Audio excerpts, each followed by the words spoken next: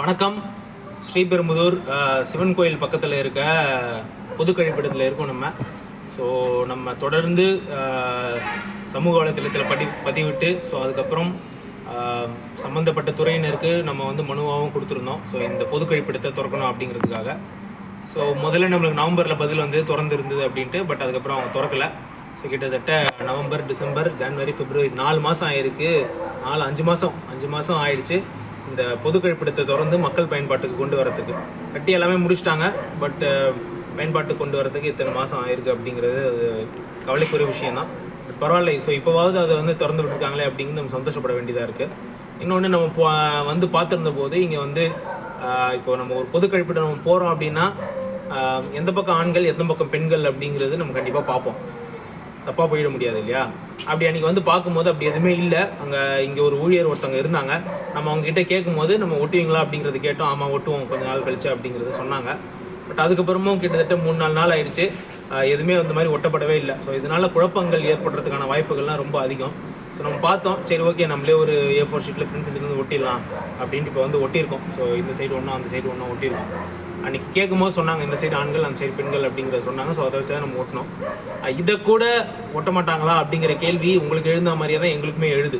So இதை கூட பண்ண மாட்டாங்களா? இப்போ கூட நீங்கள் பார்க்கலாம், நம்ம ஃப்ளாஷ் போட்டு தான் இங்கே எடுத்துகிட்டு இருக்கோம். இந்த லைட் வந்து இங்கே ஹோல்டர் இருக்குது, லைட் இல்லை. ஸோ நைட் டைமில் ஒரு 6 மணிக்கு மேலே 7 மணி 8 மணி எல்லாமே வந்து கோயிலுக்கு நிறைய பேர் வருவாங்க, இந்த இடத்துக்குமே நிறைய பேர் வருவாங்க. ஸோ அந்த டைமில் கண்டிப்பாக வந்து கழிப்பிடத்தை வந்து பயன்படுத்துவாங்க. அப்படி இருக்கும்போது இந்த இடத்துல லைட் ஏன் இல்லை அப்படிங்கிற கேள்வியும் நம்மளுக்கு எழுது. ஸோ அந்த நிலைமையில தான் வந்து நிர்வாகம் இருக்குது அப்படிங்கிறது உண்மையிலேயே ரொம்ப கவலைக்குரிய விஷயம். ஸோ அது மாற்ற முடியுமா மாற்ற முடியாதா அப்படிங்கிற கேள்வி எழலாம். கண்டிப்பாக இதெல்லாம் மாற்ற முடியும். பட் அதுக்கு என்ன நம்ம பண்ணணும் அப்படின்னா, தொடர்ந்து நம்ம வந்து கேள்விகளை எழுப்பிக்கிட்டே இருக்கணும். ஸோ நான் சொன்ன மாதிரி நம்ம நவம்பரில் இதுக்கு வந்து மனு போட்டு அதுக்கப்புறம் அவங்க அதுக்கு பொய்யான பதிலெலாம் கொடுத்துருந்தாங்க. நாங்கள் திறந்துருக்கோம் அப்படிங்கிற பொய்யான பதிலெலாம் கொடுத்தாங்க.